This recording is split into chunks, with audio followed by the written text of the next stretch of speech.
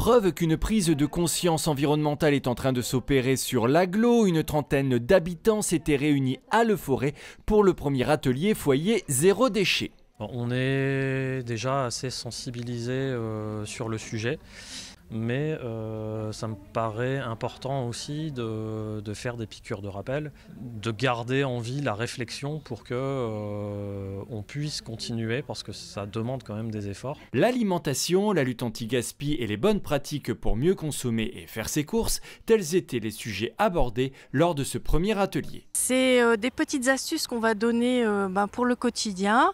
Après, les gens vont les essayer et puis comme ça, petit à petit, on va revoir un petit peu son mode de consommation et puis on échange, on fait des ateliers participatifs, voilà.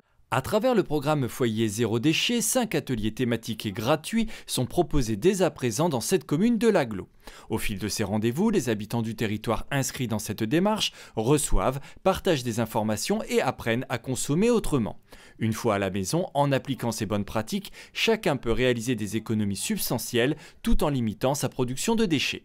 Il est urgent d'agir, alors d'abord sur la production en tant que telle, des déchets. On sait qu'on est en général au-dessus des ratios qu'on peut faire valoir au niveau national et au niveau européen, j'en parle même pas, mais qui renvoie à des notions de coût aussi nécessairement. Et aujourd'hui le déchet coûte très cher, donc il s'agit de sensibiliser d'abord sur son coût et puis sur d'autres manières de consommer, de produire, de manière à limiter la quantité de ces fameux déchets. Vie quotidienne, loisirs, utilisation des produits chimiques, hygiène et beauté sont les 4 autres rendez-vous programmés dans le cadre de l'opération. Et après ce premier atelier sur l'alimentation, Ludivine et Jean-François Lecomte font le point sur leurs pratiques et envisagent déjà de les faire évoluer.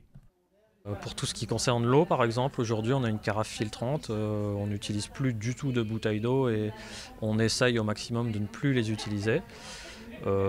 D'autres sujets comme les yaourts qu'on peut faire nous-mêmes, mais ça reste quand même, je pense, insuffisant au niveau de la pratique. Mais il y a encore place à l'amélioration.